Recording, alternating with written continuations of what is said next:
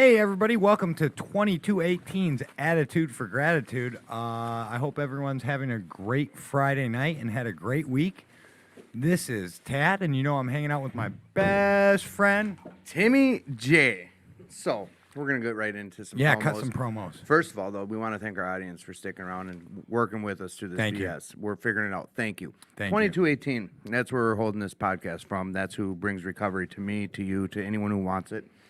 So with that said, if you're able to donate, please follow the links that Elena is going to put up and donate if you're able to financially, or come down and volunteer some time. We could use that as well. That's huge. And what's coming up here is the Pat Cronin birthday bash, and it's a bike run as well. That comes up on September 18th. It's a great event. It's an amazing day honoring Pat Cronin. Last week, Tad shared about who Pat Cronin was. Like, he's a big part of the reason this is even here. He's the founder of the longest continuously running Alano in the world. That's 2218. So come celebrate with us with a pancake breakfast. It's at it starts at 7:30 to 9:30. That's when the pancake breakfast is. We have a speaker at 9 a.m., I believe. Kickstand's up at 10. It's a big run. We got road guards. Dan Jay's going to be Scott. I'm not sure if Scott's going to be in town. There's going to be a dance. But yeah, it's huge. 10:30. We're serving. We're serving the city. It's, you know what, if I'm reading this right, serving alcoholics and addicts in the city. Yeah. We got speaker Joe B., who's an LDAC Cavalier. Oh, from LADC. Okay. So noon to 1, we got jitters going on in the auditorium. 3:30 to 4:30. Reaching alcoholics and correctional facility talk. Speaker Laura S. and Richard J. This goes on till 10:30 at night. It's an all-day event. We got a dance with a DJ, AA speakers, all sorts of stuff. It's going to be a blast. That's just one of the many things that 2218 does for the community and for recovery. So come take advantage of this club. Be part of it. Make it part of your life. I did. Saved it, too. You got any other announcements, or just that Gopher State was postponed? Yeah, unfortunately, due to what the world's been experiencing for the last year and a half or what have you. Variant. It's whatever. Been a nightmare, but unfortunately, they had to cancel it until further notice. So we were going to hold the show from Gopher State this year, too. It was going to be huge. My cousin from Arizona with quite a few years of recovery was going to be on, and we were going to be getting guests from out of the audience. It was going to be a blast, but you know what? There's always next year. That's the one thing we get to look forward to in recovery is knowing there is something to always look forward to. That's the way I see things. Are you, with that Pat C thing, there's an opportunity for maybe you to have a special show that day, like we were talking about. Are you going to be in town? No, here's the thing. I'm going on a run for battered women down in Arkansas with the guys who will work for recovery. I'll be busy doing security and DJing and shit, so I won't. But there's like, I believe they have. We'll get it together up to one day. Hundreds of people. It's a huge bike. It's going to be a blast. That whole day is going to be amazing. Like, don't miss it, type of a deal. What else we got? We got happiness, joyous, and freedom. How was your week? It was all right. It was a pretty good week. Was it? Yeah. I mean, hung out with. I can't remember the last time that I have got to hang out with my friends every freaking night of the week. And family? Oh, and family too. Yeah, yeah, that's important too. It's really important. I called you today, and what'd you say? You're like me. I said I was dipping through hoods with my mom. Yeah, that's right. You're like, I'm dipping through hoods with my mom. I said, wait, with your mom dipping through? Yep, running through hoods. He's like, what did you just say? You're dipping through? And then we went into Marshalls, and my mom's like, I'm dipping through stores. So that was an ongoing thing for the day. Yeah. Yeah, it was funny, but my mom's like, I don't dip through hoods. I'm like, we just did. Good week off of work, right? Yeah. Getting caught up on things? I worked a little. Did you? Yeah, we had a funeral for a guy who passed on his bike. Unfortunate, but... Yeah, and for a couple months ago, and we did the thing there, and I went and worked that while most of my coworkers were there, and then it was weird, because I invited my recovery friends to Uptown, and we went, and past your bedtime, Tim. I was going to say, first I'm hearing about it. Well, if I would have invited you to something at 11, you'd have been like, dude, I'm going to sleep. Yeah, you're right. I would have. That's why. This is a stretch during this last 2 weeks making the show. I understand. That's why. So, but my coworkers, not sober friends, so it was weird having a mixture. Yeah, but Chris is there, and Chris is both. He's a sober friend that works. So you have a lot of people in early recovery to come see, like, we can still live a life and have friends that, And that wasn't like my life was 100% just recovery until I got this job. right. And like I've talked about it too. Like I didn't know what was gonna happen. We thought I might turn into a pumpkin or something, Because like at first I left at 11, and then like I wasn't doing the security, and like now I'm in the rowdy crowd. I'm in the mix. I'm around. Slowly acclimating. Yeah, and I deal with people in active addiction. I deal with all sorts of stuff at work, and which I was dealing with as a sober house manager here at 2218. But Right. it's different. So it's kind of It's in a different. light way, it was gearing you up for it. Yeah, in a yeah, light it's way. different because here we're expected to be clean and sober, and in the sober house there, that's not the expectation. At all. And and at first I used to tell all the patrons of the nightclub / bar that I was in recovery. I don't even bother with that anymore. Right. Yeah. Yeah, No.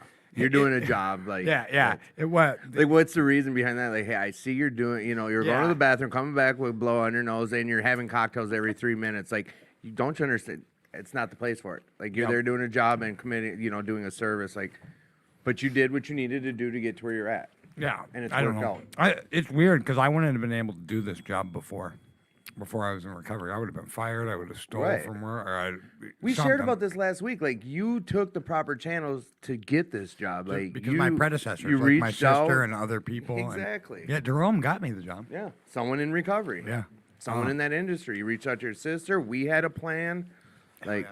if you guys didn't know and we didn't really tell you guys, like, I we told check him. in. I Okay, told- all I right. told him. I feel like we're rude if I'm not here when you do this. We are to rude, talk but with that's them. all right. Yeah, I told guess him we were are. going to be rude.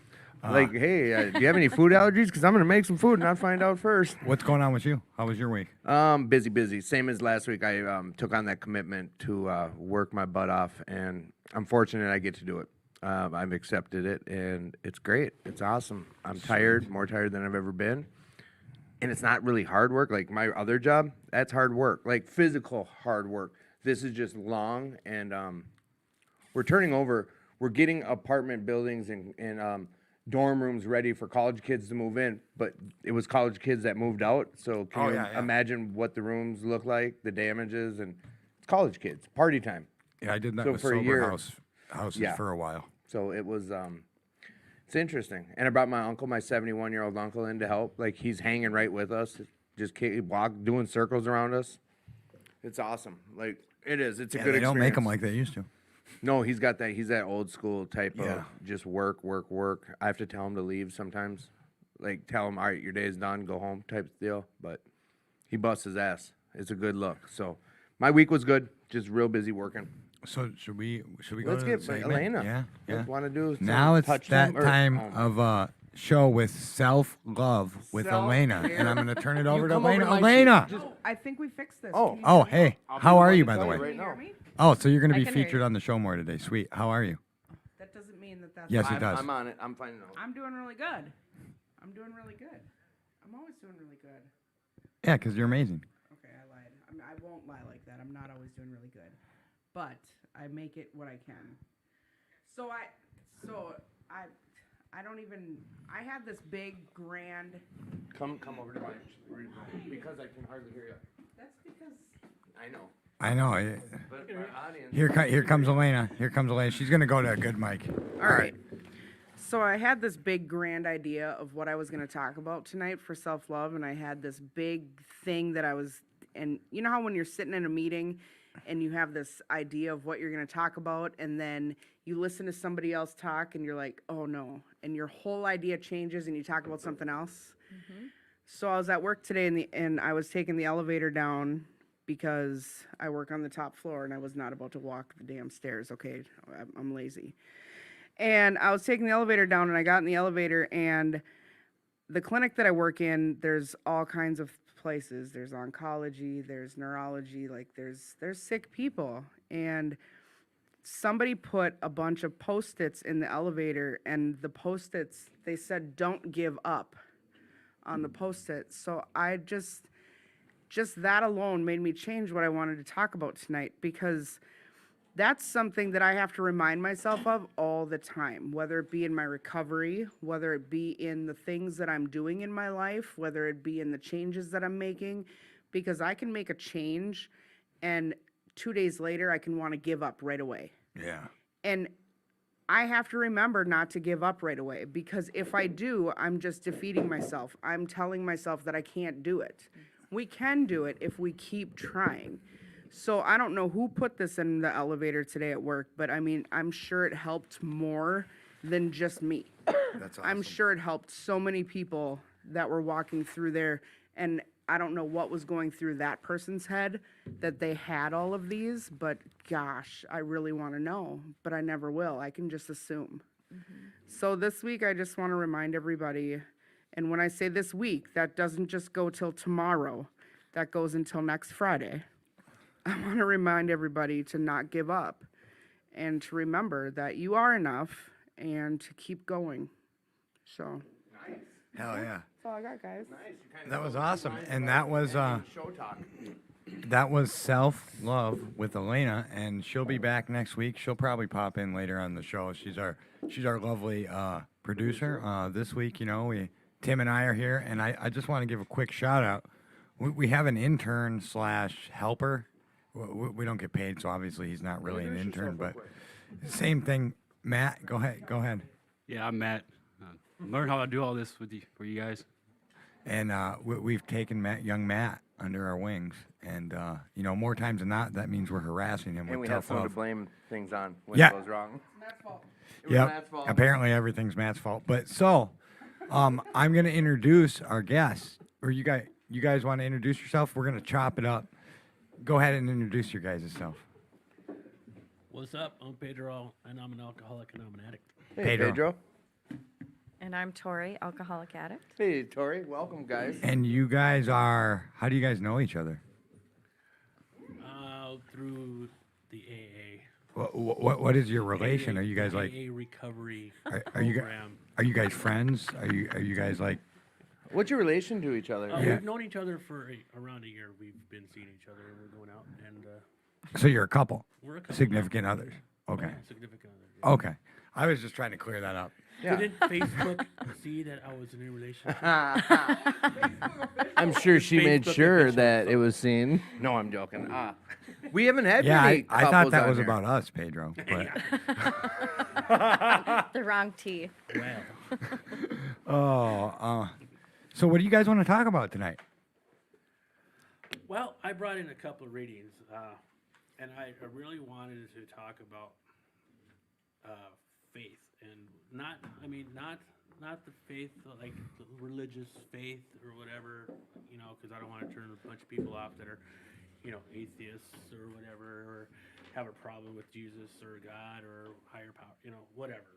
I'm talking about the actual faith of actually jumping into this program of AA that, you know, that it if you jump into it, it works, and it saved my life. It saved my ass. And I just want to tell people what I did and how I did it, and that faith that I have to have, man. That it's like, you know, if you can grab it out of the air, your higher power or whatever, and paint it purple or whatever, or blue or whatever. I mean, I don't know where I'm going with that, but it's there. When you start to give it your all, and you're serious about this, serious about changing your life and getting bettering yourself, self-care. And you have to have faith in something, because So we come here hopeless, and we come here broken, Exactly. and like we had an interesting conversation out in the parking lot. We stopped a little bit so we didn't take all the good stuff before the show. right. But like we were talking, and Tori was alluding to, like what I was trying to hit on is faith. Like you have faith in all sorts of stuff before you get here.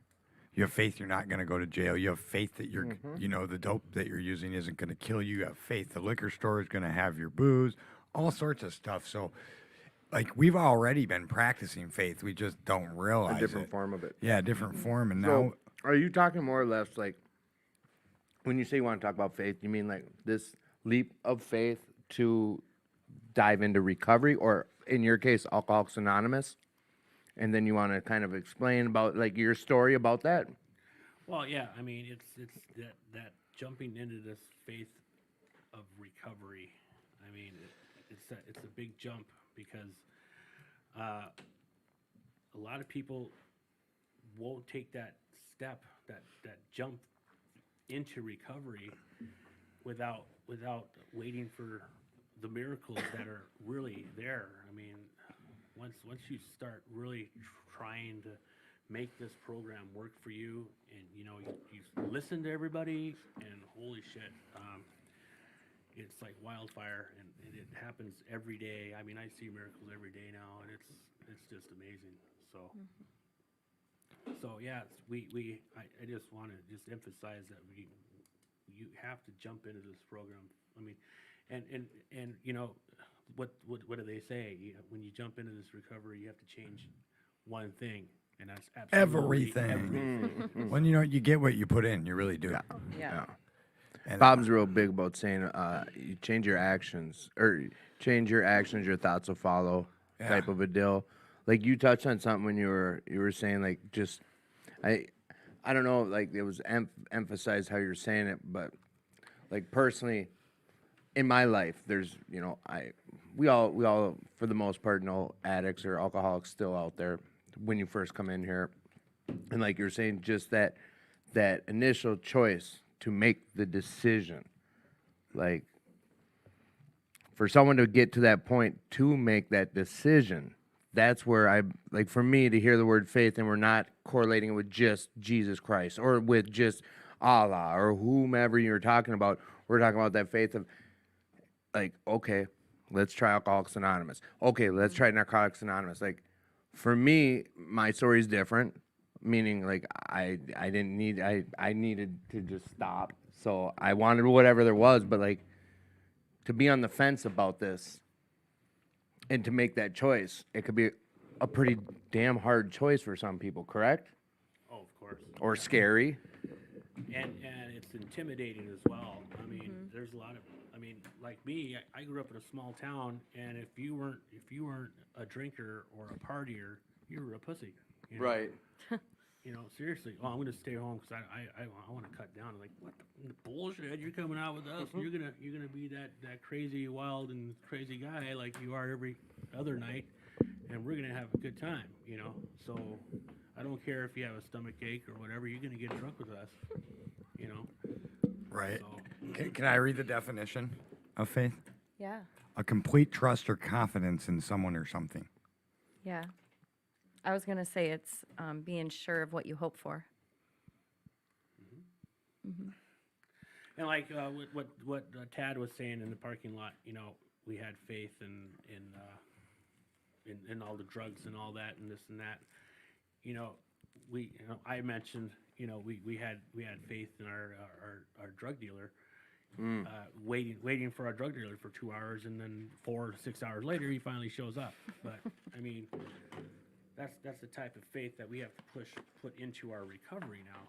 You know, Right. if we're waiting for something to happen, once you give it that chance and start jumping into this, it actually, you can start feeling better, and they call it the pink cloud, you know. And Tori and I were talking earlier, you know, if something bad happens, I mean, I got all kinds of shit going on upstairs, but I keep it in that back shelf in the closet, way back in the dark. But when it comes up, it doesn't, work into steps and shit. Thank God for the steps, because if it wasn't for those steps, man, I wouldn't be here. Because there's just so much crap, but I'm able to not let it affect me as much as it did when it happened, or when it comes up, or even surprises me, or hits me taps me on the shoulder. It doesn't affect me now. I mean, it does, and it's there, but I can just like, no.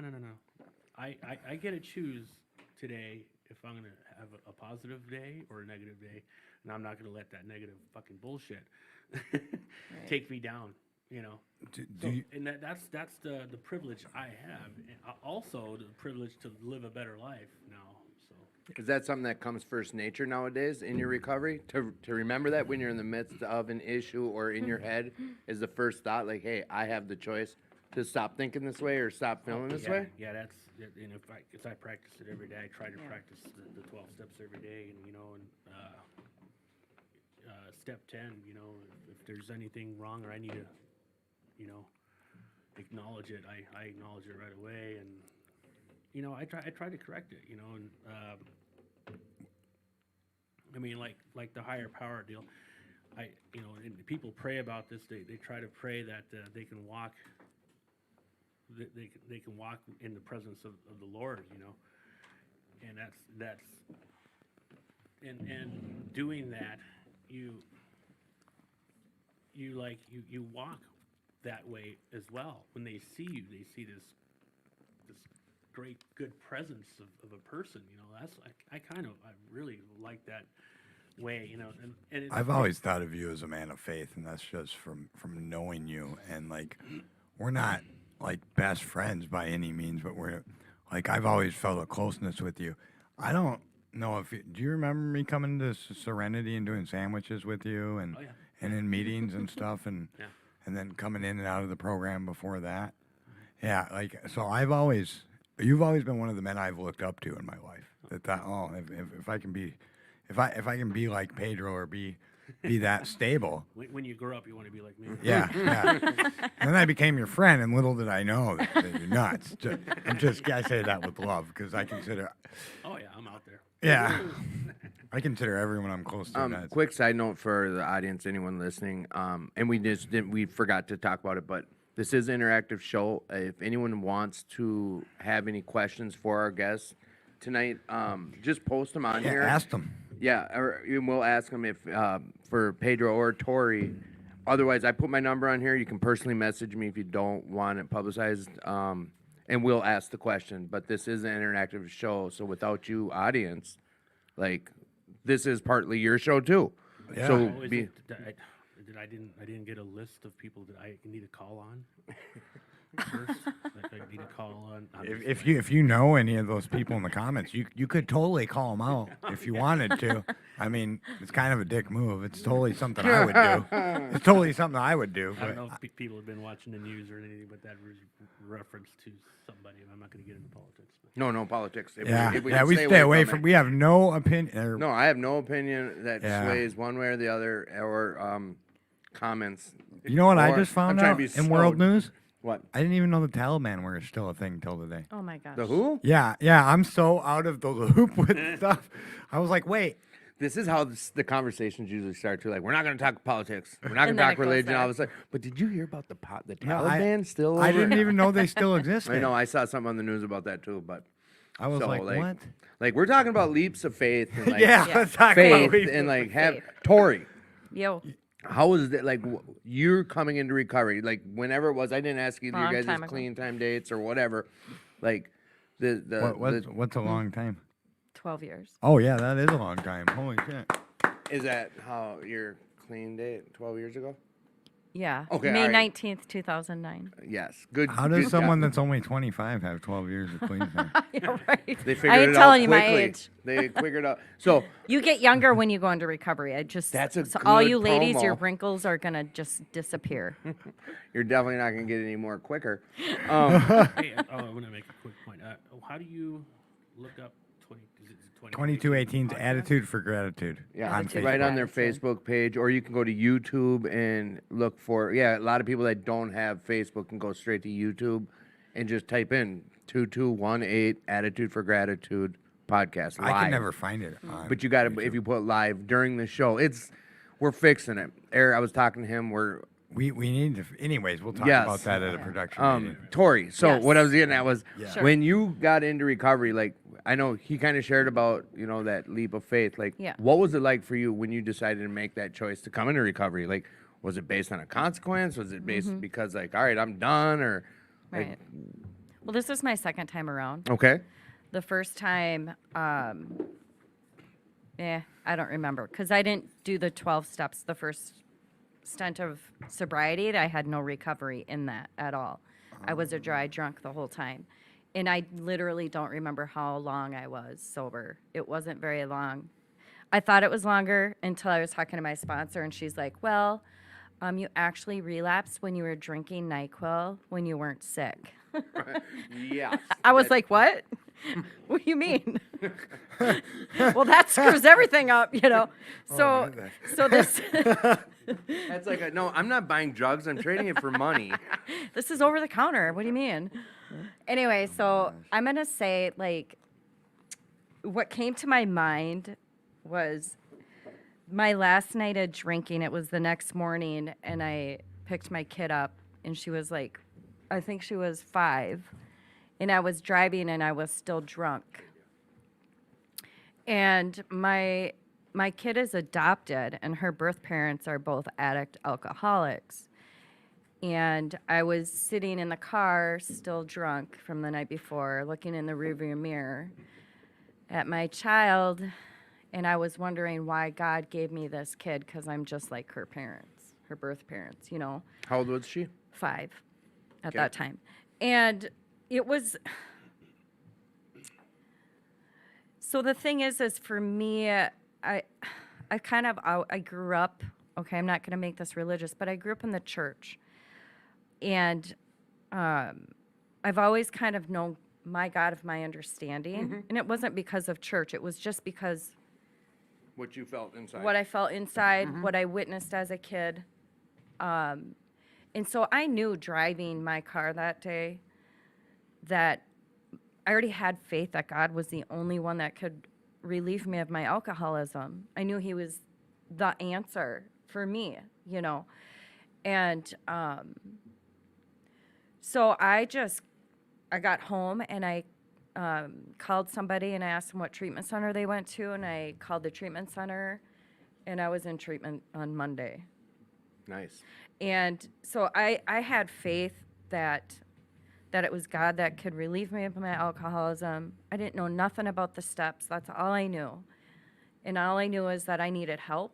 And I had, you know, because that's faith. I called a treatment center. That sitting there looking at yourself in the rearview mirror, knowing you're still half, you know, intoxicated, got the kid coming, and you're driving, like, was that a spiritual awakening? It a was. spiritual experience? It was both. It was an awakening as far as like this epiphany, clarity, like. just clarity, like that. And I mean, because prior throughout my life, I've, you know, done those prayers, God help me, you know, but then Foxhole the prayers next or day whatever I'm they call snorting them, a yeah. line of Coke or whatever. right, You know what right. I mean? Like, Yeah. God help me. You mean help me you stop. mean a Tuesday? Yeah, yeah. Yeah. Sure. You know? No, I totally forgot the question. No, I was just that experience, like that stuck out. Oh to me. yeah, You're it was a like, that spiritual moment- awakening. That, I've that always, moment. yeah, you I know? always say that. Like literally, people think, "Oh, I've never had a spiritual awakening when they're in the rooms." I'm like, you had a spiritual awakening before you walked into AA, Yep. because how did you get there? Right. That's That an leap of awakening. faith or that- It's not an yes. experience. You've been awakened to the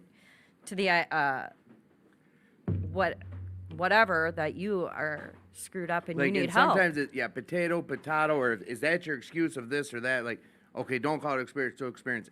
At the end of the day, I'm like, you're here. Let's be fine Whatever with that. brought you here. Yeah, So and that that in itself is a higher power at work. right, You don't believe in it or Absolutely. not. right. I've always been told you don't have a God. Do all 12 steps, you will have a God. My sponsor always says, you know, people get hung up on step 2, came to believe that a power greater than myself could restore us to sanity, or ourselves. People think they have to find a God at step 2. No. She always says, do you believe that I believe? If the answer is yes, go to step 3. That's awesome. Right. I've heard that, but I used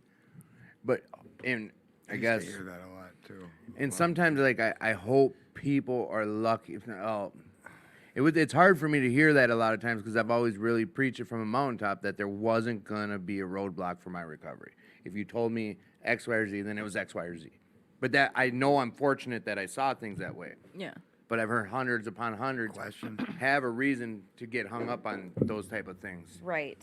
And I think, too, a lot of it, like for me, growing up in the church, I had a lot of resentments, per se, about organized religion, and AA taught me spirituality. And then I let go of my resentments towards organized religion. Can we talk about that a little bit? Because people get confused with that. Big Can time. we talk about spirituality and Yeah. Religion. organized religion, or whatever you want to call it? Well, I think this is my own personal opinion and course, yeah. view on Yeah. it. Yeah. Without any resentments attached. So, I grew up. Religion? I grew up in a Catholic church. Yeah. And with two parents. So on one weekend I was Episcopalian, and the next weekend I was Catholic. Okay. Yeah. Yeah. So for me, it's like, this is how I see it. Religion, in not necessarily every church is like this, but religion to me is rituals and rules. And you have to act and be a certain way to get God's approval. That's how I saw that. Well, and that's in where a the nutshell. term religiously comes from. You do It's something ritual. religiously. It's Yeah. ritualistically. Yeah. Yeah. And it's not bad. It's not bad. But spirituality, what I learned was that is I have a personal relationship with my higher power as I understand him. That's spirituality to me. And I find my God in everything. You know what I mean? I don't need to go to a church to find God, because this is my belief. God finds me. He found me. Right. I didn't find him. Yeah, and same here for me. Like Tad, I was Catholic as well, Catholic family. Really strict every Sunday, We were loud or laughing, we'd get the strong pinch or whatever, but or you wait till you get home. Yep, I've got many spankings after Type of church. deal. And what But it wasn't. oxymoron. It was not until I got sober and started going to Serenity Village, and Pastor Jeff there at Serenity Village every Tuesday night, Tuesday at what time? 6:30. Show up because it's And then services are Sunday, like at 10 and 6 or something? yeah. We can promote, promote what works Yeah. for you, serious, for both of you. Yeah. Promote it. It's okay on this show. I mean, so listening, which is very important in this program, you have to freaking listen. That's what I did.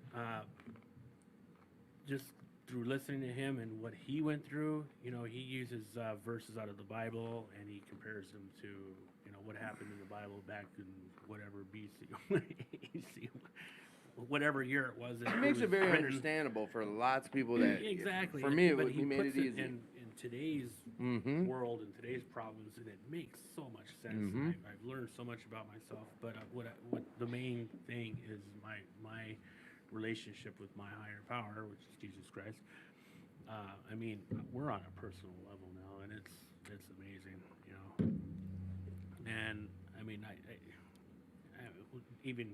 God, spirituality. I mean, God is not Episcopal or Yeah. Catholic or any, you know what I mean? He's not a denomination. No, he's not, because those are man-made. God Yep. is everywhere. He's with you, and he walks with Mm-hmm. you, and he wants everything that's good for you. So Yeah. I don't know if I should read this reading I have now. Hey, you're good. Yeah, read it. Can I just say one thing, because it's showing on my notes right here? Yeah, I had, in a meeting, somebody said, God is the essence of happiness. I like that. yeah. Why don't we lead with that? Essence of happiness. And I'm going to say love, too. But go ahead, Paige. All right, so it starts out with a little bit of a Bible verse, but it's really not. But it's Whatever you're comfortable with. Go ahead. You're so good. anyway, so God changed Abram's name to Abraham because of his great faith in absolutely believing in the God who brings into existence what didn't exist before. Abraham was completely convinced God could do anything he promised. So, this call to faith is freely given to you. Trust God's already working on your behalf. So trust God is already working on your behalf. You're no longer on a ship tossed about during a violent storm with no hope. God desires that you allow him to do for you what you couldn't do for yourself. You've tried everything else. You might as well try God. There will be worries, frustrations, fear, and guilt coming at you. It just means you're on the right track. God can turn the worst of the worst into the best of the best. How much faith this day is needed? Just a tiny mustard seed of faith, vibrant and growing, is all that's needed to say to any mountain standing before you, move from here to there. and it would move. Relax and chill a bit as your faith allows you to know recovery is for you. That's good. Strong. What's that from? It's from His my phone? little, but it's. Did you make it up? It's from Did my- you write that? I just wrote. No, Yeah. No, Pedro didn't write that. Pedro's a boss. Just not. That I'm was the a king free. of plagiarism. That was a freestyle off the top of your head, Yeah. Pedro. I'm Isn't that impressed. amazing? I'm gonna wrap it next week. Sweet. Now you're talking. Yes. Oh my gosh. Was it So- not until you found Serenity Village that you became more? I don't want to say religious. I'm going to say spiritual. Spiritual, very much, very spiritual now. Now, And that was Serenity Village where you found that for you. yeah, at 6 months of sobriety is when I first started going there, and it just really opened up the doors to spirituality for me. I mean, I've always had God in my life, and Jesus, Right. you know, with Catholic, but it was all these rules, you know, kneel Yeah. down, kneel, stand up, down, kneel, sit down, Yeah. stand up, you know. Every I've once in heard a while, generational I got to go to a funny stuff Catholic about that, service you just because of the ritual, because it's ingrained in me. Like Yeah. No, One- but it's great. one- It feels once good to do once every 3 or couple years, I'll go to confession first so I can partake in communion. I go. Sometimes I go by myself, or sometimes I'll go That's cool. every once in a while just because it. I've been to the Basilica for a few Easters Yeah. in recovery just because I was available to go. Heck but yeah. Yeah. it was. What I want to say is, you know, and some people might not like the topic that we're talking about, but you know, it's something we're talking about. So here we are. I've in a church, in a bowling alley, in a backyard. I've had these conversations with Pedro, and I've never once felt judged by my opinions or pushy. And that's the thing. Right. That's the thing, because we all know someone who pushes it. Yeah. And Yeah. when we're new in recovery and we've grown up like Pedro and I have in these, and you know, and a lot of us have, Right. and we've been hurt a little bit by people Yep. or the things, and it reminds us. And then you know, and that's the thing. Like that's why we're taught to be caring and loving. And you know, I don't care what you do. I don't care what church you go to. I don't care if you don't go to church, as long as you find something. Right. Find something. Right. If it's just a group, cool. Whatever works for you. I mean, and here's the thing that's not talked about a lot, and I'm just going to touch on it, and then we can be done with it. Is when Bill, these steps were taken, and they were going to have Oxford, more yeah, yep. from the Oxford group, Yep. and their intention was always to bring you closer to God, whatever that looks like for Yep. you. But that was the intention, Yeah. because, but the things needed to happen before you could, and that was you know, and that's. So a lot of stuff has been added over the years, and we don't need to comment on that because you know Right. everyone's recovery and everyone's higher power is their own story, and what works for me, what works for Pedro, what works for Tori, Yeah. it might kill you. Well, and that's why I'm a Right. big advocate of telling whatever guest we have on is share your aspect. There's so many. This is what the road to recovery looks like in my mind for people. Right. It's so different for every single person.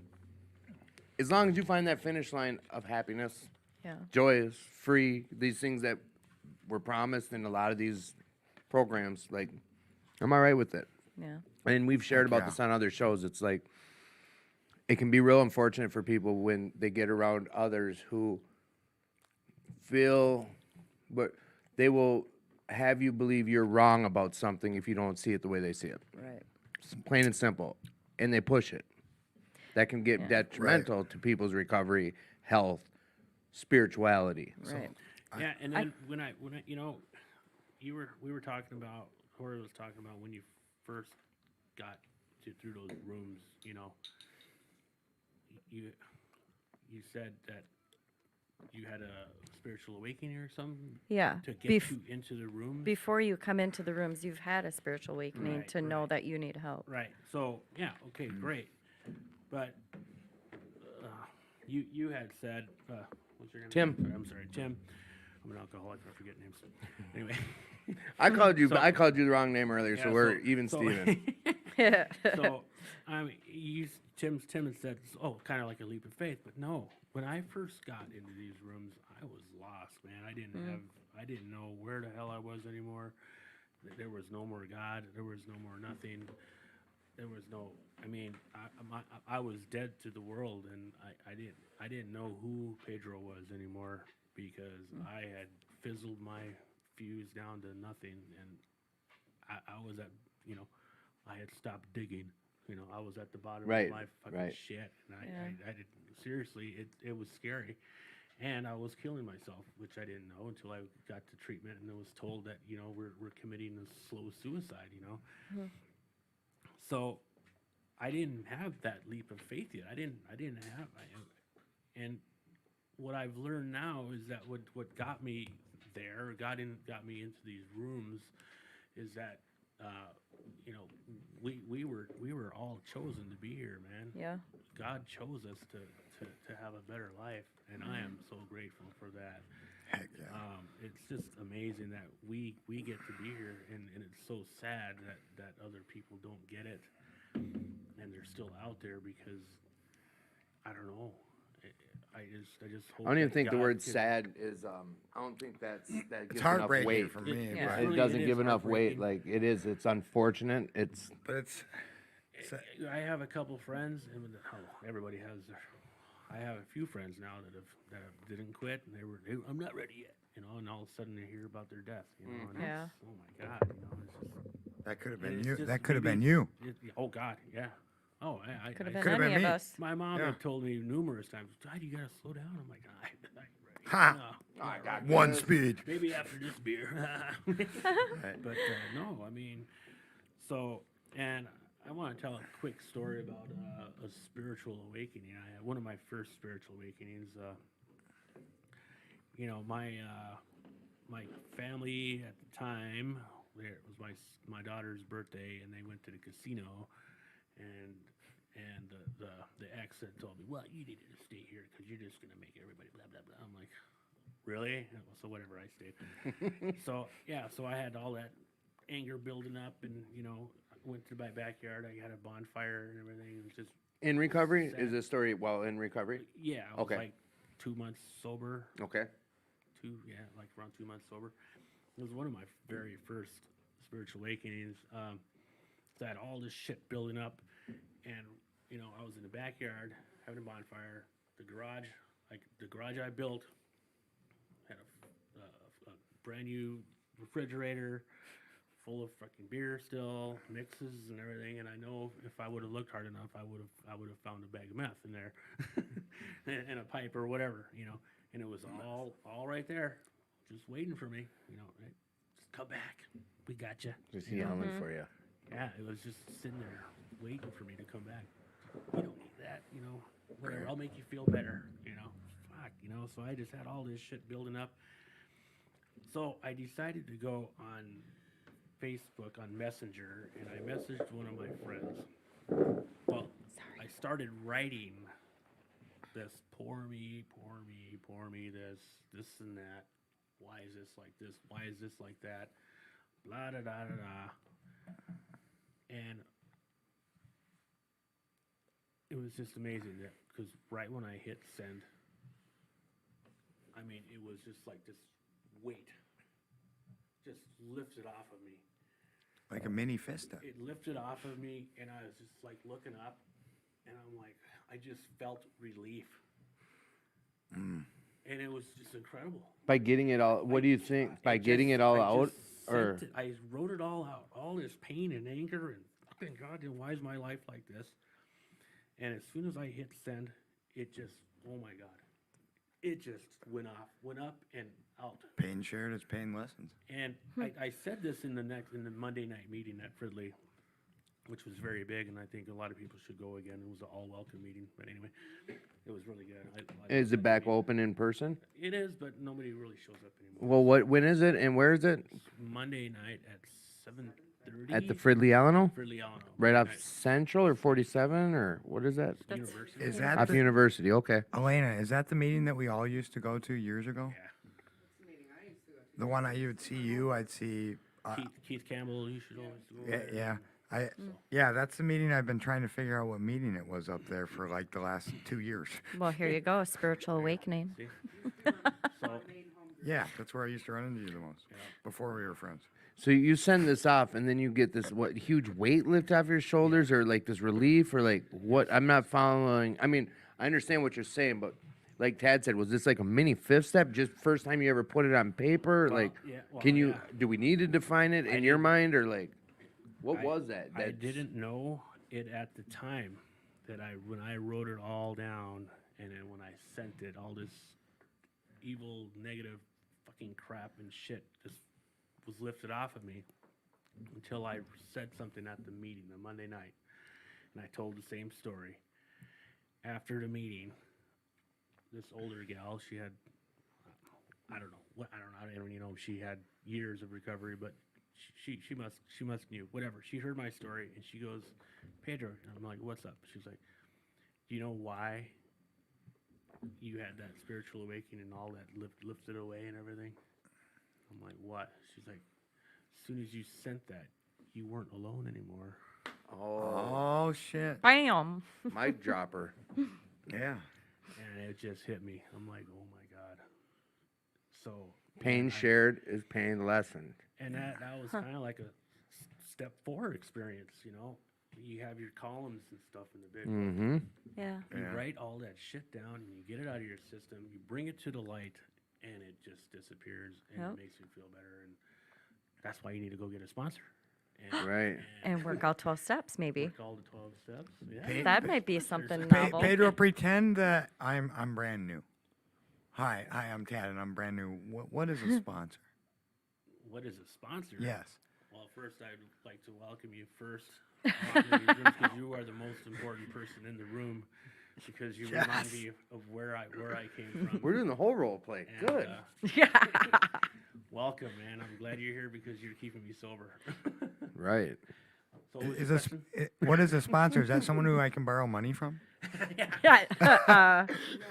That'd be the bank. Is that my personal Seriously, like, let's therapist? tell our audience what's your. I want to sponsor. hear this from both of you. What you see a Sure. sponsor as. For me, a sponsor is could be a spiritual fucking what is it? Advisor? It's my spiritual shepherd. There you go. basically, Man, holy shit! You need to find somebody in the recovery. You need to your sponsor is somebody that you see the person you want to be. You see this guy, he's fucking happy. He's got years under his belt. You see that these steps are working in him, through him, and holy shit. It's like, I want that. That person you find that you glean to. Yeah. I said an important word. That you glean to, and holy shit. It's like, and then you go ask them. You go, hey, can you be my sponsor? You know, and they're like, Sounds terrifying. most. Yes. It is. Can I say something real quick? 2 a.m, you ran out of dope. Were you ever nervous to call the dope man? Exactly. Right. What's the worst though? I mean, and I know it's easier said than done. I'm a newcomer and I'm scared of you. You're saying. All right. stuff I Well, don't the like. worst thing you're gonna hear, Mr. Newcomer, is these 2 simple letters. Worst thing ever. No. And I can almost assure you're not gonna hear it. But like, let's bring it down to the simple bare knuckles of this. Is the worst thing that's gonna happen is no. And if that's the case, then someone, I'll find you another person that Right. could work with you through the steps. Hell yeah. Yep. So, what is your experience with what a sponsor is, or what's that mean to you? What does it mean to me? Well, when the first sponsor I picked, it's scary. I was scared shitless of this lady, and I'm not kidding. But I knew I wanted what she had. She had wisdom coming out of her mouth. She was strong. She was assertive, and she was kind all at the same time. But she was like a badass, and I was like, I'm super stubborn. And I was like, I need somebody who's going to put me in my place in a way, right? And I was like, this is the girl. This is the woman. And she was actually a pastor's wife. But she'd been through the stuff, man. And I was shaking in my boots, and I'm not kidding. My knees were like, shaking. And I'm like, will you be my sponsor? She just looked at me, are you going to do everything I tell you to do? Yes. Are you going to call me every day? Yes. Are you sure? Like, I mean, she was like straight up, like, I do the big book. You know, she's like, are you gonna, whatever. She's old school AA. Basically, to me, I chose somebody who's stronger than me, but she had what I wanted. She's strong, but she was kind and loving and nurturing, you know, and all that. She was something I wanted to be like, or somebody I wanted to be like. And to me, a sponsor is somebody who doesn't give you advice. Okay. They always guide you and lead you back to a step when you call them bitching. Okay. They bring you through the big book. They read it with you, or they have you read it and discuss it. Yeah, they're not my counselor. You know, the big book talks about if you need outside help, you go get it. Yeah, sponsorship, and it's not somebody lording over you. It's somebody walking hand in hand with you, sharing their experience, strength, and hope, which then in turn gives me hope. That sounds nice. Yeah, it is nice. That sounds way less scary than what those guys were selling me. So you know what, Ted? Well, I mean, you know, I'm just today I messing have with a different sponsor, yeah. and I'm scary. you know, she's taught me a lot. She's also old school AA, and that's just kind of how I sponsor now. I bring my ladies through the book, and if they want advice, I don't really, if I can't give them, I ask them to pray about it, actually. I don't give advice. Or if I say anything, it's like, how you doing on step 3? Or how's your step 11? Whatever the How's question your is, you consist- reference it to the I step. always, yeah, because that's how I've been taught how to sponsor. Right, no, that's a good, I never know how to explain it to people how my sponsor is, but that's basically what he does with me. He won't give me answers, but he's more in No. my face. He's like, well, how did step 2 work out for you? My Just sponsor asked me slap questions. in my face type of answer. Yeah. Yeah. But You that's ask good. questions. That's good, yeah. Because you want Has your me- sponsee to think Yep. and to make decisions on their own with their higher I power. think that's wise. That's real wise. That is cool. So now you're not the newcomer, Ted. I want to ask you, what is a sponsor to you? I've never really asked you that. I always tiptoe around this question to make jokes. I do for real.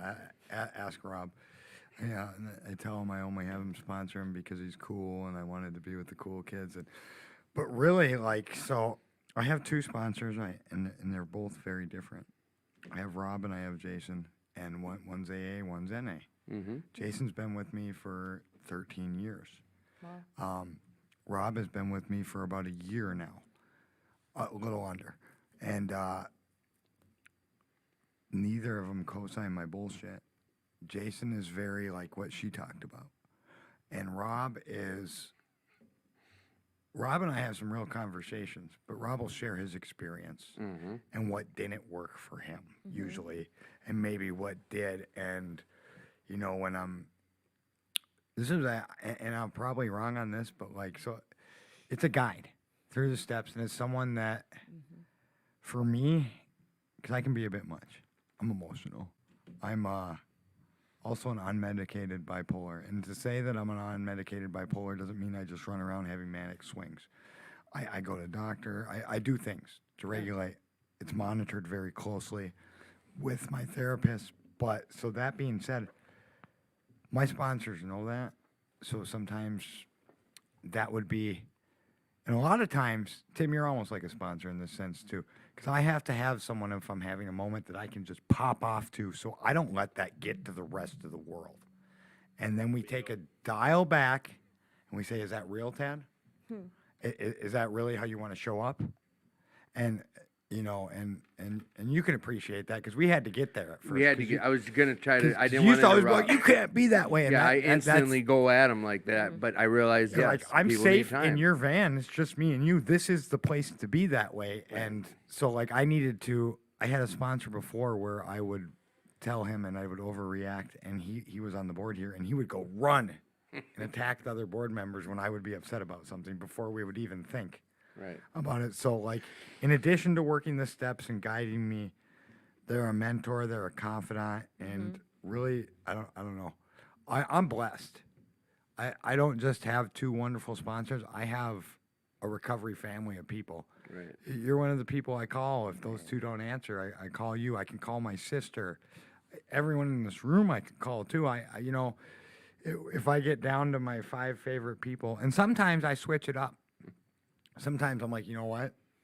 I need to talk to someone. Because sometimes, even though you guys tell me how it is, you guys will be a little sensitive with me. Or you'll, or it's, you know, Or sometimes, insensitive. Like, yeah, or I whatever. know, Sometimes I I'll, know. you know, sometimes I'll switch it up and I'll through my phone list and be like, I need to talk to this person, just cause I need a different perspective on it. And so like I feel like all of recovery is my sponsor in that general sense, Right. but also like I got those two guys. And I used to have a service work sponsor because a friend of mine is actually going to be on the show. His name's Eric. He recommended it because of my problem with service work, my addiction to service work, and the fact that I overdo it. And I had one for a while, but you know, so like, I don't know if that answered your question. A little tad tangent there. Well, here's a real simple way to say it, just like the big book says. It's one alcoholic working with another alcoholic. Yep. Tim, Yeah. what's a sponsor for you? Someone to help me through the 12 steps. Cut and dry. Okay, Someone to take was- me that was through the easy. 12 on. steps. so That was long-winded. Okay, we're done. we're gonna take a quick. We're gonna switch gears quick. Okay. We're gonna go. Tim has a segment in the middle Oh. of the show, and we're gonna do that now. Done. And It's now it's that time of the show where we do tidbits with Timmy. tidbits. And here's Timmy. So we're gonna open this week with. Oh, no. I just want to tell you guys something. Like basically, It's your segment. You can do it. all right, yeah. Well, ever since we started quarantining, I've only been able to tell inside jokes. So this week, Hey, I got one for you on that. okay. You know why meth heads don't get COVID-19? Oh, Because God. we're isolated. Isolated. All right. Wow. Every week when we talk about gratitude, and I'll be talking about it tonight, like I always do, I talk about family. And I just real quick during these tidbits, and I never elaborate because we're talking about gratitude. We never usually spend a lot of time on it. We just punch in with what we're grateful for in a short definition. I'm going to talk about family while in recovery. Okay. Real quick, and what it is for me.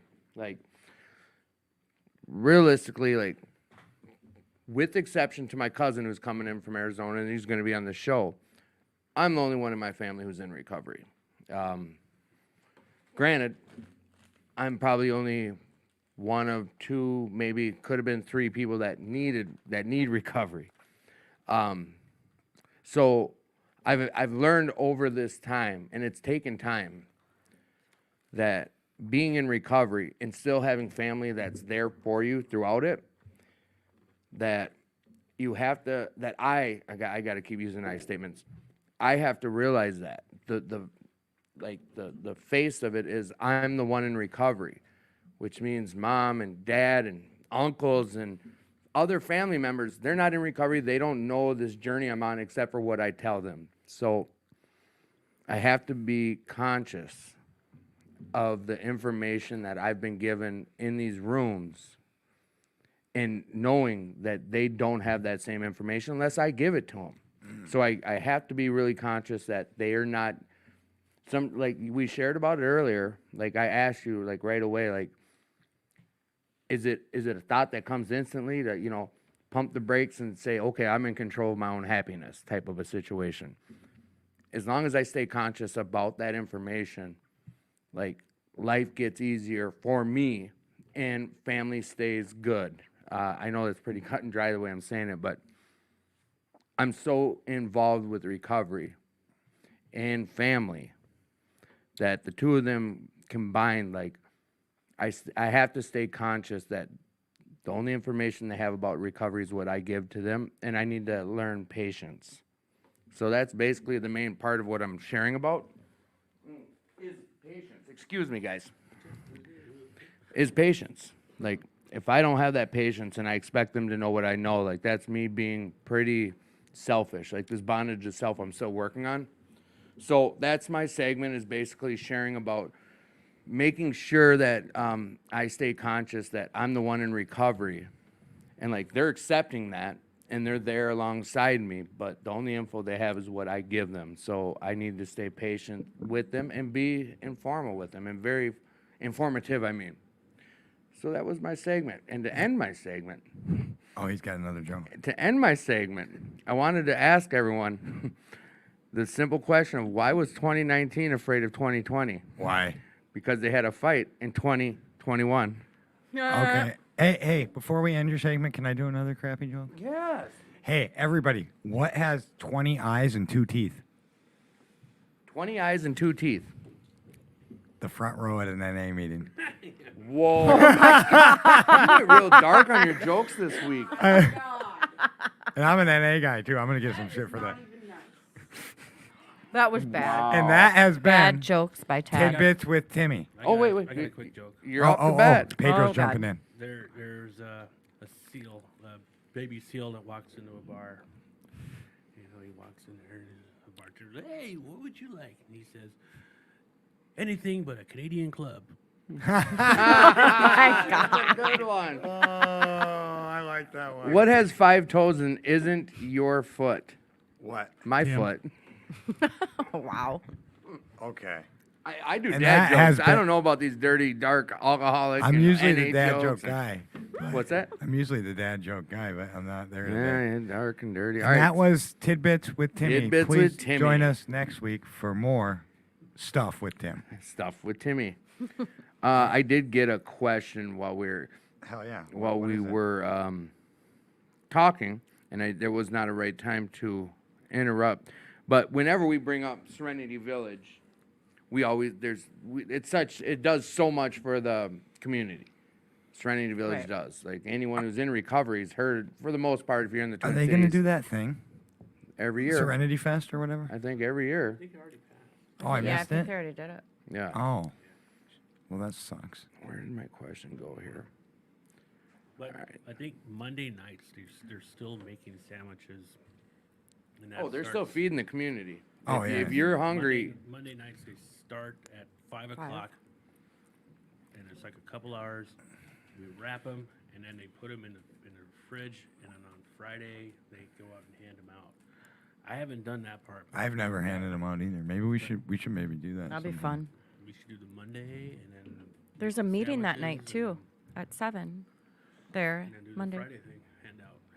I don't know where they go either, but I think obviously they the come down to places South where Minneapolis. there's They people they make from. their rounds. They do good in the community. Period.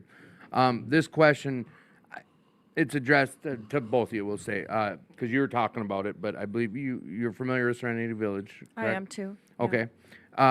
Tuesday nights, we brought this up. I don't think I don't know if you were.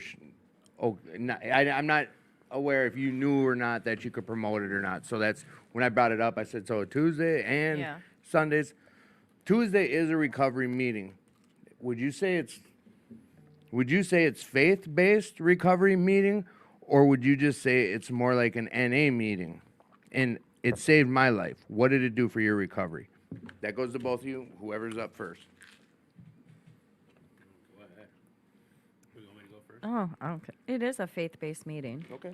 I would say it's more of like a speaker meeting Mm-hmm. because Pastor Jeff Hill's the one that speaks, and we Yep. learn.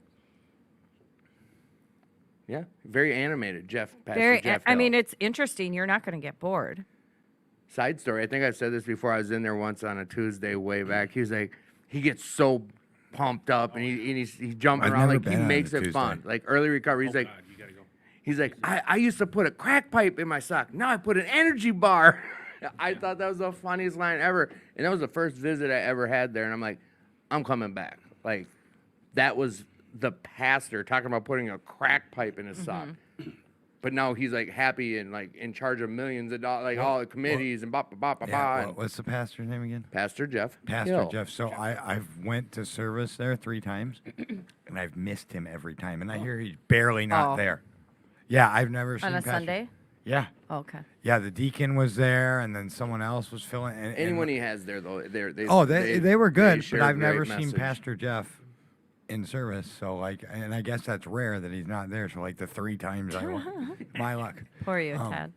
So what is a Tuesday night for you? What Okay. does that mean to you? What has Yeah. it done for your recovery? How is it? Tell us. All right. Well, for me, it is a faith-based recovery, and Pastor Jeff, he's the one that actually says it outright. He says, I don't want to push Jesus onto you or the Bible on you, or well, not the Bible. He just does not want to be a religious type meeting on Tuesday. He says that's what Sunday is for. Tonight we're going to talk about spirituality, and we're gonna look to see what he's been talking about Jonah and the whale for the past 3 weeks. And Yeah. there's a lot of good things to be said about that, but again, he uses Bible verses and experiences from the Bible that he relates to our lives now. And man, when you hear it from somebody that's been in addiction, and it took him 12 recoveries, 12 treatments to get to where he's at, and now he's been sober for 15 years or something like that.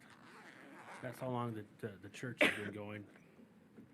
Just the way he says it, it just connects to me, and it did save my life because of what he has said about me, about himself, it related to me. You found your story in him, Oh my God. through him. Yeah. I was like, how the fuck does he know exactly how I feel and how I felt at the time? The biggest mind-blowing thing that he said early in my recovery is that, when we didn't get something as a little kid, we ran off with our little, we lost our ball and we ran home, crying because we didn't get our ball. Yeah. So we have, little kid issues. We have, we're Little boy issues. yeah, and I was like, son of a bitch, that's me, because I was the youngest of my family for 7 years, in a family of 8 kids. So I was number 7 for 8 years, and then my little sister came along and ruined that for me. No. You did say Catholic, right? Yep. So, man, I was the biggest brat of all, and I just brought that into my addictions and drinking, alcohol, along with abusive dad. He was a very abusive alcoholic. So, anyway, just the way Pastor Jeff Hill has taught his recovery has really influenced me, I've related to everything he's told me, and he's taught me a better way. And I'm serious, without that meeting, I probably would have been back out, and that's why I keep going. And then last week I got baptized there. Congratulations. 2 weeks ago. Was it 2 weeks ago? Yeah. it was 2 We had weeks ago. someone on the show 3 weeks ago who was too, Kyle. Awesome. Heck yeah. Oh, I think I seen Kyle. Yep, he was the only one. It was a big moment in his life, very big moment in Nice. his life, and I'm happy for him. He's found some It happiness. was 3 weeks. I'm glad you brought that up Oh, about okay. that pastor and his 12 attempts. Like, Right. Oh yeah. people should understand that it's not just cut and dry. That you walk in, you're cured. Like No, I it's of work. course I thought if I came to you guys and girls, I would be cured. Right. Just walked in and I'd be cured, or you'd give me that answer that I needed to know what to do and be fixed. Like there's work involved. Work. Like you've been going to meetings every Tuesday for however long, and you put the work in. Both of you guys have shared about that. So I think you brought up spirituality at the beginning, or faith. Faith. What would you like to talk I about? just wanted to add one thing about Pastor Jeff. Okay. And his little, not little, the recovery meeting that we go to. What really stuck out to me was how he relates Bible verses to the 12 steps, and it makes it relevant. In today's world. Very much so. And that, you know what I mean? That was what not hooked me in, but that's what drew me back And I was happy that Pedro, because I hadn't been there for like a year or a couple years. I don't Is that where remember. you two connected at? No, I first met him. I approached him at Gopher State, but Pedro doesn't remember. Oh, Yeah. Anyway, Sure. and I wasn't trying to hit on him. I was just bragging because I had a Slayer shirt. he had a Slayer shirt on and a Slayer hat. Okay. And I met Slayer back in the day, so I was like, "Hey, I met Slayer." I've been to one of their concerts when I was 19. Oh yeah. Floor tickets and everything. Look Nice. at you. And so then I didn't see him for 2 years, and I saw him at a Sober and Serious picnic, and I was like, "Hey, Pedro." You weren't like, hey, Pedro Slayer. I was like, "Do you remember me?" He's like, "No." But that's what guys do. Of course. I know. I I know. remembered you. Pedro knew what he was To doing. be honest, so you know, He No, he you're just didn't. hard to get, man, is what you're doing. Yeah. Something like You're that. trying to be Yeah. hard to get. Yeah. cool, trying to be cool. Did you do you have a topic that you'd like to share about tonight? Something that you want to talk about? On the spot, we put you. So, while she's getting that, I just wanted to bring up the Pat Cronin birthday bash and bike run again. It's September 18th on Saturday. Starts at 7:30, and that is the pancake breakfast. Goes till 9:30, and this thing goes all the way till 10:30 at night, ending with a dance and a DJ. So, come down here, I got a couple things. have a blast. Shoot. So Tim and I are going to put our info in the chat, and if you or anyone needs help, or you think someone could benefit from this show or likes it, share that with them. Smash that like button. Tell everyone about it. Tell your mom. Tell your brother. Tell some people in treatment. Just help us out. Where can they find you at, Ted? But they can find me at Tad Ackerman on Facebook. Otherwise, I'm putting my email in, which is tadackerman1, all lowercase, at gmail.com. And then I'm going to put my phone number too. And so, Tim's going to do the same. Yes. Where can they find you at, Mr. Tim? Come on, Timothy J. Warren on Facebook. A picture of a little puppy, the little white poodle, with if you talk to Rob, he'll say it's you know what? It's a picture of a little white puppy. That's me. I think we've got multiple threads open, so just you can go to the Alano page too, anywhere on there. When you share this, it might not show there's as many people viewing, but I've been told, and I found out that it's just because there's different threads opened. Because on mine it shows I'm the only one, but I got 4 or 5 different people posting Heck yeah. things. Yours didn't post on mine when you put your number up or your name or whatever. I just posted it. No, it's still not on mine, and that's all good. It will. Oh, wow. So 2218, Elena's going to put another link up there. So if you're able to donate, please do. And we talk about volunteering down here at the club. Why There's can't Matt do always some volunteering positions that you can come get. Just be part of the club. They can use your help. Heck yeah. You know, Matt, you know how to post the link for 2218? You should he's watch about it to later. learn. I'm about Yeah, to learn that. Yeah. I mean, I volunteer myself every Thursday up here at the front desk. I mean, they're looking for volunteers for the front desk here every day. So. Watch That mic Elena. sucks. Yes. No one can hear Good you. job. No one. Matt said he volunteers every Thursday. you He's go. up here if you want to meet and greet with Matt, or blame him for stuff like we do. Yeah. Or if you want to help at the front desk, come up here on Thursdays. He's up here. Yes. Heck yeah. Come be part All of the right. club. Make We're gonna this your turn it club. back over to Tori. What do you want to talk about? So you guys, I go to a women's meeting here. I'll promote this. Yeah. No. The Anoka Alano women's meeting, 6:30, Squad 4. Right now we're reading. It's called Drop the Rock: The Ripple Effect. It's the second book. The first book is just called Drop the Rock. So the first book is about step 6 and 7, and the ripple effect is about wrapping step 10 into 6 and 7. 6, 7, and 10 basically is. It makes sense if you work the steps. What day? Monday nights. Did I not say Monday nights? Monday I nights don't at know. 6:30. I think you did. Yeah. It's an amazing book, and I mean, I was floored just on page like 25, and I was like, oh my gosh, I've never heard this stuff before. I read Drop the Rock, but I didn't know there was a second one. Yeah, you got to read it. It's amazing. I'm not even. I'm And on page like lied. 27. I lied. My friend Beth told me that there was a second one. I just forgot. Yeah, it's great. But There's this one saying, and I wrote it down today, or I put it in my notes out of that book. And it just says, we are not, and never were bad people who needed to become good. We are good people who needed to get well and stay well. That is amazing. Yes. Because I came into this program full of shame, and I know a lot of people do. We have this thing called toxic shame. I don't know. For me, it's been a struggle to not feel like I was a bad person, I guess, especially when I first came into the program.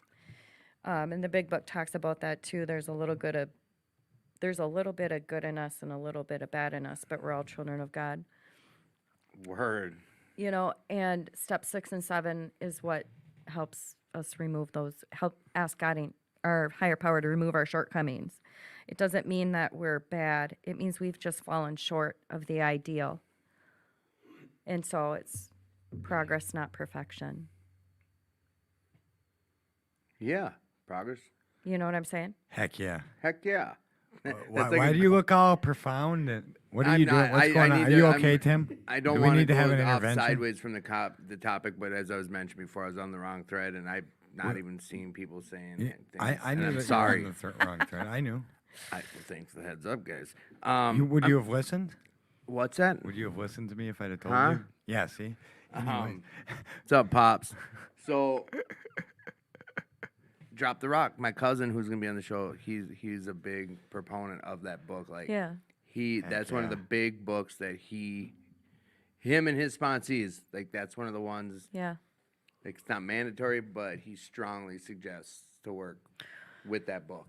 Right. I think it's in the 12 by 12 about step 6 and 7. And anybody can correct me if I'm wrong, but it talks about this is the step where boys become men. Mm-hmm. Because I think you're right. yeah, or little girls become women, because this is basically beyond looking, making a step 4, making a searching and fearless moral inventory of selves. So 6 and 7 is about actually having to work on ourselves, on our character. It's no longer about sobriety, but it's character. And I think I have another little note about that, if I can find it. So, while she looks for that note, you got anything, Pedro? I wanted to read one more of my little book here, and it's really powerful, man. It's all about your purpose is what it's called. I'm just gonna read it and see what you guys think of it. All right, here we go. It's difficult let me start over. It's difficult, if not impossible, to be miserable when serving others in need or carrying his message to suffering addicts. Drop everything you're doing, get out of your favorite recliner, and answer a call for help. Thanks be to God, he gave you victory through his son, Jesus. He took you from being a victim to becoming a victor and reconciled you to himself through Christ. When you live in him, he lives in you, and because God brought you into his camp, you can bring another into recovery's camp. When once you trusted addiction for relief, you now trust God for your reward and purpose. Your purpose needs to match his purpose for you. It's not just to get back what you lost. People of purpose teach you purpose. That it's time to grow up and stop being an overthinker. That paralyzes you. Here we go. In childlike faith, we can receive a pure heart and a clear conscience, which reveals your purpose. You no longer grieve what you lost, but celebrate what you've gained. God's great love. And That's amazing. I think what's huge, like when you were reading at the very beginning there, kind of step 12 in it, like it gives me, and this is supposed to be us asking you guys questions, and us listening to you guys answer, but I'm gonna, just from my own personal experience, like thinking, just the thought of helping someone else, another addict or alcoholic, no matter what it is, after you've done it, the after effects, it is, I don't know how to say it, joy or happiness to know that you've helped someone else just to help someone else. And I think methodically, whoever set up these steps or whoever has written these things about, basically, a lot of times I hear that from my sponsor when, let's just say I get into my own shit or in my own head or the poor me's or the bondage of self. Go work with another suffering alcoholic or an addict. And like I say, when I say methodically, I wonder, like, a lot of times when you're busy helping someone struggling, I don't have time to worry about me, poor me, my problems. And that's why I say the whole methodical aspect of it, but I don't need to dissect it that much. I know how it makes me feel after helping a newcomer. Let's just say the most important person in the room. Right. You know, having them feel comfortable about finding a sponsor or helping them realize, like, this is your meeting too. Like, Right. you're just as much in charge of this meeting as I am. Doesn't matter if I'm holding the chair position or not. This is your meeting as much as it's mine. And watch them figure that out over a few visits. Like, that's joy for me. So when you're reading that, like, yeah, that was a good reading. Thank you for sharing that. Oh, yeah, for sure. What's that out of? 3-minute devotions. 3-minute devotion. Is that a For- daily for reading men. book? Just Yeah. for men. Yeah, just Only Oh, men. you don't get to read it? Do you ever He read just it? read it. I listened. Okay, I was gonna say, did you? Like, Yeah, where were you, Tim? yeah, but she said just for men. 3-minute devotions. That's like my deodorant. No. Yeah, just for men. So Tori, what you got? So I heard this in a meeting. It's somebody said, I don't know who. It starts with sobriety, then comes recovery, which brings about change. And that's what I've learned in these rooms is that, I can be sober, but ain't nothing changing Yeah, you shared about until that. you change. You shared about that. And I have one more thing. I think I took a picture of it. It's out of the Drop the Rock book, and I think Hell yeah. I think it speaks on this. How to make sure. Yes, it says when we reach step 10, we are no longer drinking or using or overeating, but something much greater has also occurred. We've sobered up to our humanness, to our limitations. We've also sobered up to our need to grow and serve on an ongoing basis. We know that we cannot simply settle for chemical relief. We know that if chemical relief is all we focus on, we have taken the first step towards relapse. Dang. And that's what happened to me when I relapsed. When you That was shared my about focus. that dry drunk, that term, like Yeah. what is that? Putting the plug in the jug. It's just stopping the using, but you're not stopping all your behaviors, all your addict behaviors. Like throwing shit, Right. screaming. Absolutely. A lot of times you don't even I don't know. realize it until You don't even know. Yeah. I didn't know Stark raving. I was acting like a Right. child. Like, we don't learn about our character defects and things like that. Like these. Well, and Yeah, go ahead. something a lot of us forget, especially if that was your first time in recovery, is you're mentally as mature as you were when you started using. Plus, you add trauma on top of I that. had a ton of trauma. So, like, you might even be a little less mature, and we're Oh. doing things for survival to protect Ye- ourselves. Your brain exactly. does bad behavior that used to help you. Yeah, It's now they no survival. longer Yeah. serve me. Yeah, Right. And They no longer just, serve Just me. like using at one point used to work Yes. Yeah. until it doesn't. Yeah, I think that was strong what you said. It's no longer serves me. It's like there's got to be that point where we shed that. And Yes. but where And do I you think learn that? That's like through where 6 and 7. And if you have a great sponsor, they're going to always lead you to 6 and 7. We learned that alcohol and drugs were only a symptom But of the what was really symptom. going Right. on Yeah. Yeah. upstairs in your Oh, yeah. freaking crazy ass brain. So, like, Yes.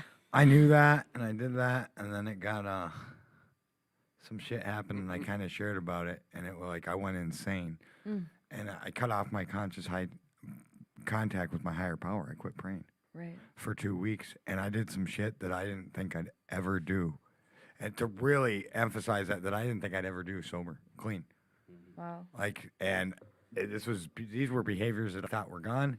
And guess what? If you don't continue to do the steps, at least for me, and I don't continue to have conscious like I go back to being fucking insane because the drugs and Well, Yes. alcohol were just yeah, a it's symptom, like Matt you said. Kay was on our show how long ago, and that's exactly what he was sharing about. Like, Right. that was a big proponent of his share when he was on here, was talking about that.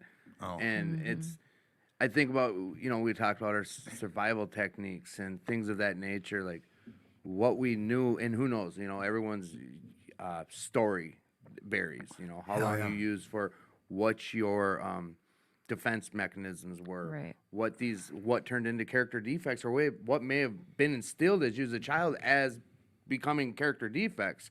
We don't know that until we dry up and you start working, Right. not even dry up, but that's the first step, like you just said. You get sober, then you start working some steps with a sponsor. Someone starts a guide, or let's say you find some spirituality. Like, Oh yeah.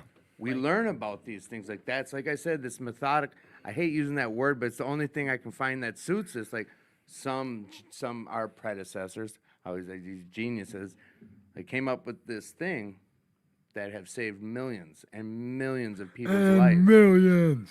And Well, the first 3 steps got me sober, and the rest of the steps kept me sober. kept you sober. Oh yeah. I love that. Right. That just reminds me. Can I just add something? We were Absolutely. talking about step 2 and finding a higher power.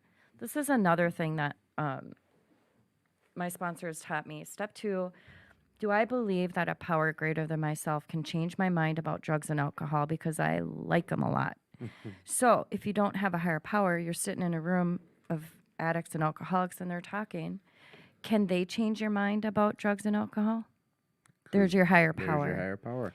Yes, they can. Only because when you go to a meeting, it's said that God speaks to you Yes. through other people. Exactly. we have so a- that's my point. We've had a reoccurring guest who calls it God with skin.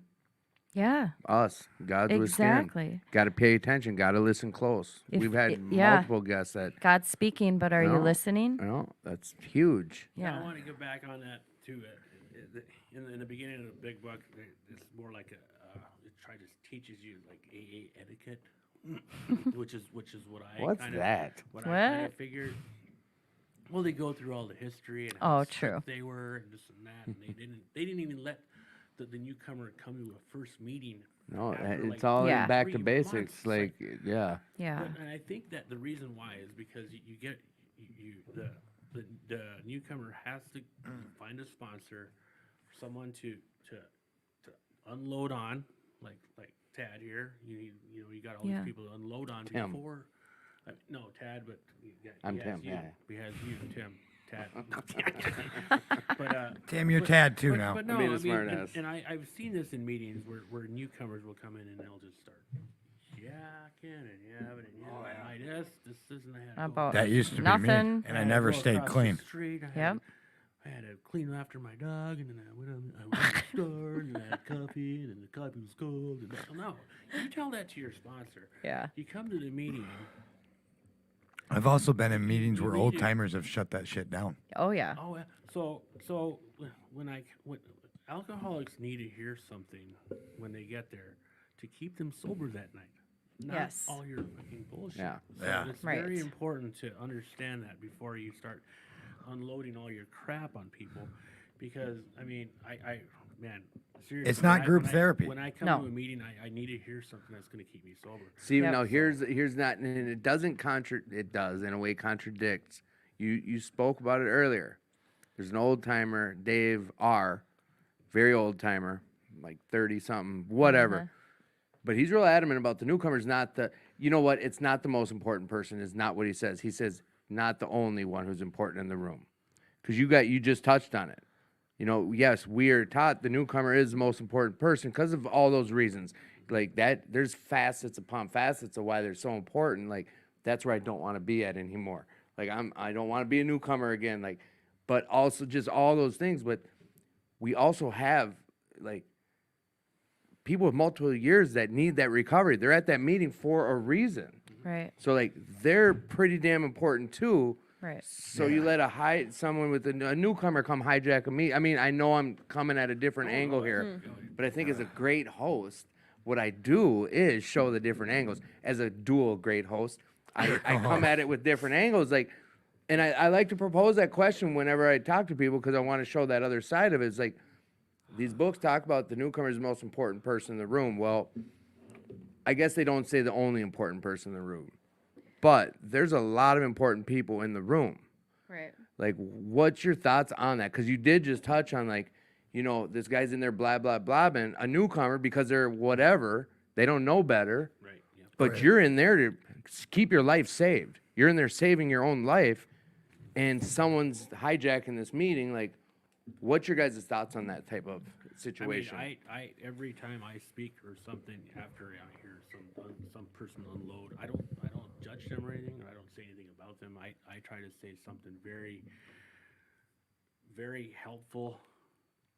I'll share a small experience of what happened to me, and I'll show them what the outcome was great, because you know I had a spiritual awakening or whatever.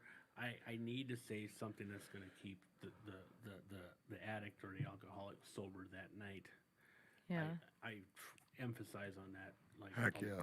I have to, because I mean, now going back to sponsoring people. I mean, step 12. I mean, it gets so frustrating sometimes. But man, You think? when I've got 2 sponsees now, and they're doing fantastic. And that, oh my God, the joy Yeah. is When I go just th- there. And it's great. Sometimes I feel like I get more going through the steps with someone than I did when I was gone through them. Yes. Like I don't know how to explain it. And so that makes me feel great. But the frustrating part is there's all these people that, you know, they call me or they want me to do this and that. And I'm like, okay, well, I will help a newcomer as much as I can if they want it. Yeah. But I am not going Yeah. to sue them or not. I go, dude, I'm here, but I'm not going to call you. I'm not Oh, gonna I do get the it. work I for you. get it. Yeah. So, and that's the frustrating part is, you know, I see these people go right back out, but I'm like, dude, I'll help you as much as you want me to help you.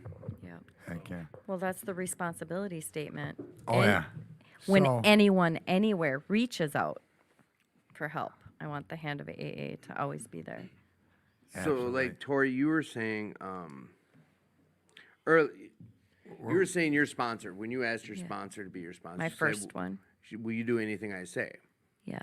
Like, my sponsor said, are you willing to go to any length for your Yeah. recovery? They asked me that Like, too. same thing? Same. Is that like kind of the same thing that you see it as, or Um, will you do anything I say, or are you willing to go to any lengths for your recovery? Do you see it as the same thing?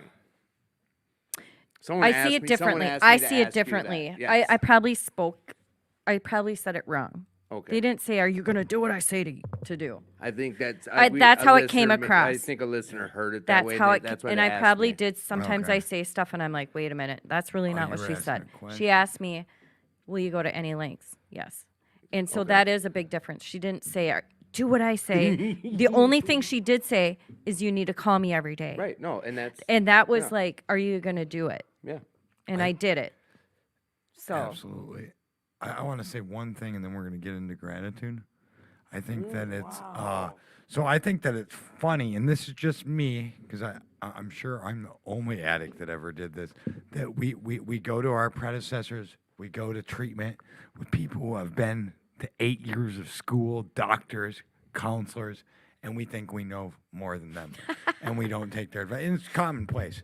But so like this, and we search for answers till we get the one like it's, That we want. yeah. Yep. And until I was willing to just shut the fuck up, excuse my French, and realize that I'm not a drug and alcohol counselor or a doctor, and that Tad's way had been getting him high, go back in a relationship, the same freaking endless loop, and I could never get done with 2 months after treatment, Right. except for one time. And even then, I had conditions and I relapsed.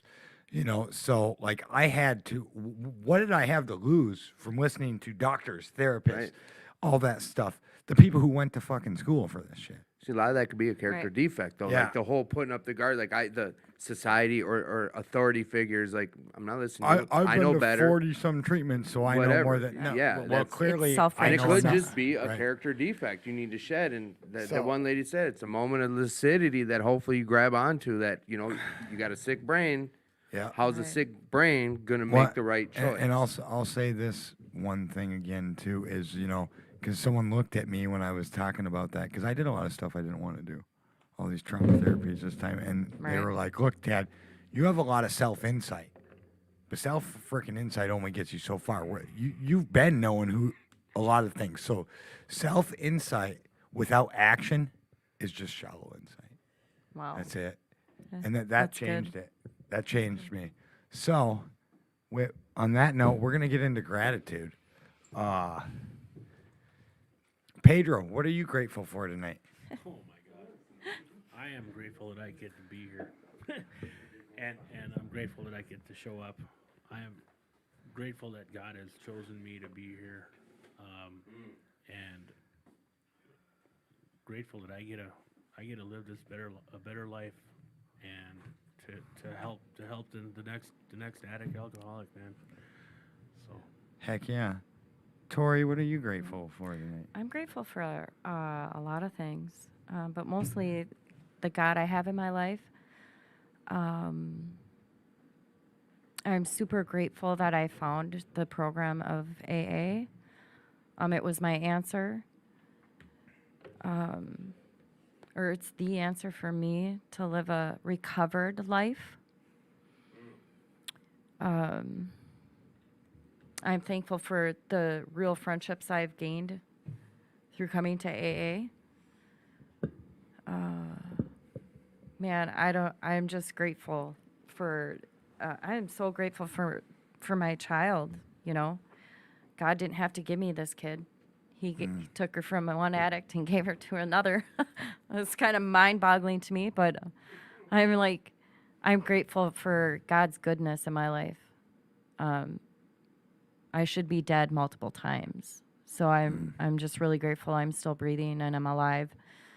I'm grateful for the good and the bad that I've been through. Heck yeah. Matt, what are you grateful for? I'm grateful for a lot of things, like this time last year I was homeless on the streets, I'm grateful that I have like a sober house to stay at now, a roof over my head, food to eat, I'm really grateful for this podcast because I guess the theme for this podcast tonight would kind of be like faith-based, right? Would you agree with that, Ted? It'd be faith-based podcast, kind of? Tonight, yeah, kind of. So I was going through my notebook here of quotes, and I found one had to do with faith. So here it is. Limitations seem real when we lack faith and belief. With faith and belief, anything is possible. Sweet. Nice. What are you grateful for, Ted? Oh damn! He shot it up early. I'm grateful that Matt won't have the mic next week at all. And we'll see his showtime cut down. No, I'm just kidding. I'm gonna go with I'm grateful that you know what? I'm grateful that I was able to be true to myself, set boundaries. It might have taken a little longer than I thought, but I was able to be true to myself, and there's tremendous happiness with that now, and I'm able. Also, one material thing I'm grateful for. I'm grateful I finally got frickin' Madden, so I'm ready to get done with this show, go to work, get done with this work, and ignore everyone and play Madden for a day. So, with that, what are you grateful for, Elena? Well, now I'm grateful I get to blow up your phone so that way you don't get to ignore the world.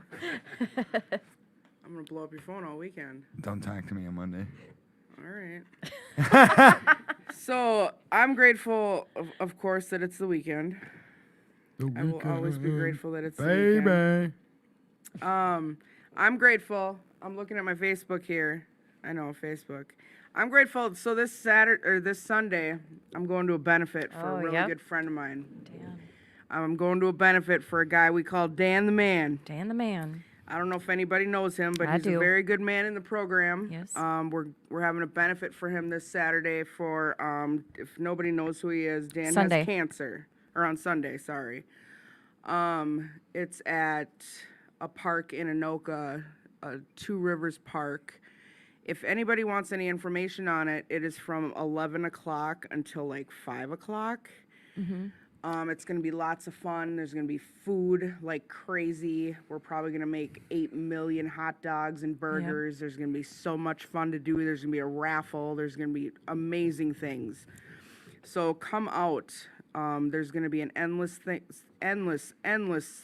amount of recovery family there. Yep. You will meet new people. You will meet amazing people. There's going to be kids. There's going to be everything. So if anybody wants to come out this weekend and you want to know how to get there, just send me a message on Facebook, or you can, if you don't know how to get a hold of me, send a message to Tad and I'll send Tad the information and he can send it to you too. But I know where Two Rivers Park is. but yeah, come out by the and have some Transformation fun House. on Sunday, Yes. because there's nothing like supporting people in recovery, because we're all Yeah, family. yeah. $10 donation. $10 saw. donation, Yeah. yes. You can donate Yes. $1 million if you want. This is a great benefit. So let me just add in here. Dan is the kind of person, even though he's fighting cancer right now, Mm-hmm. he is the kind of man that no matter what he's going through, he will stop what he's Yep. doing and he will help you. Yep. He will help you. And I just want to throw out a little side note, that girl that passed away recently that they found dead Yeah. up north, that was his niece. Yes, it was. So there's a lot of stuff going on in his family right now besides and him P's. fighting cancer. So Yeah. besides that, I am really grateful that it is the weekend and I get to do all these great things. Yeah. And I get to see Great. all of my amazing friends this weekend. So, Good deal. Timmy. Tim, what are you grateful for? Tim, what are you grateful for? Quit making us wait, Let me Tim. just Time's up. create some Damn, Tim. some suspense. Show's I'm over. grateful for the team Is it we family? have here. Oh, the team. Okay. We're building this team up, this podcast team, and we're going places. Like, it's gonna only get bigger, and with the audience, and we support you guys, and thanks for supporting us. Heck yeah. Like, that's huge, and I'm grateful for that.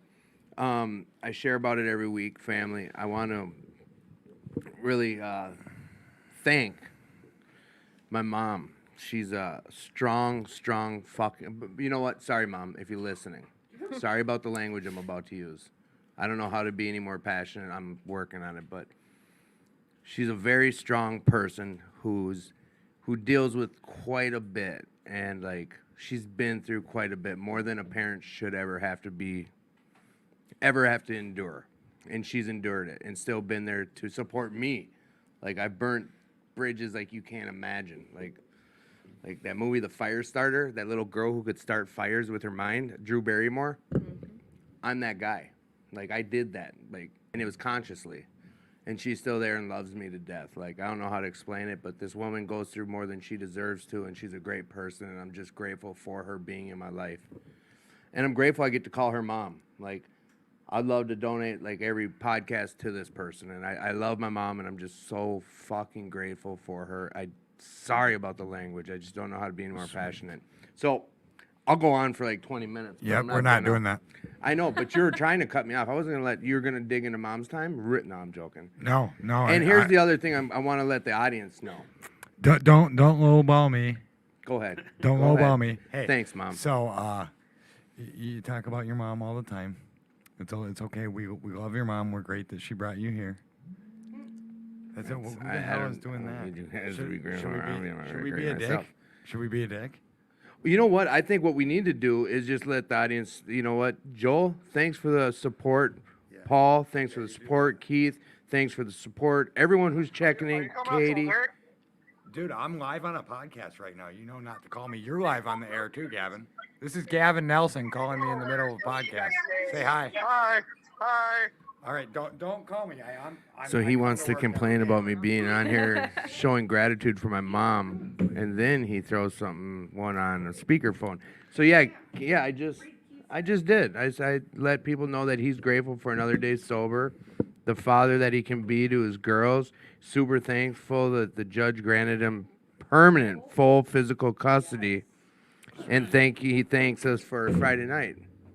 So also, Angie, like, there's lots of love out here that we got to give, like Tom and Christy, cousin Chris, Everyone who's checking in, I know we have different threads open, so if I didn't get to thank you, I'm very sorry, but we appreciate your support. Alicia from earlier in the show, like people that post questions, we don't do the show without you guys, so we're grateful for that. Tad, I know you want to talk to the suffering addicts out there. Hey, you're not alone. You're loved and you are enough. We're gonna skip buzzer beaters tonight. That's all right. Then let me tell you guys too that you are loved. You're not alone. You're worth something. Like you are someone special. Like come down to 2218. Like there's a meeting every day. Like hit me up personally. I'll Yeah. talk to you. You're not alone and you're loved. I mean, yeah. So And you know what? We're grateful. Thank you too both for being on the show tonight. Yeah. Like, this is an yeah, awesome we want to show. thank our guests. Yes. I'm very honored to be here. I'm very grateful you guys asked me. What do you got going on next week? Is your cousin still coming in? Hell yeah. Okay, is it just because gonna the be you Gopher guys? State ain't cracking up, and we're probably gonna. You know what? I have a second guest, Okay, I So- might not be here. and that's all right. That was actually going to be my buzzer beater.